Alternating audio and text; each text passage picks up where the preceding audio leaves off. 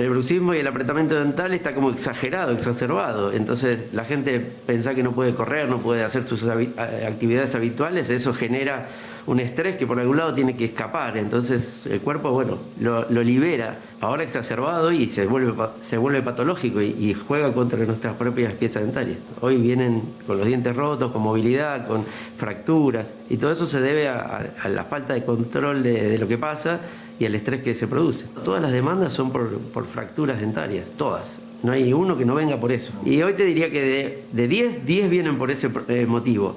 Y lo que pasa es que las manifestaciones son diferentes. A uno se le mueve el diente, el otro se le rompió y el otro tiene la cara hinchada.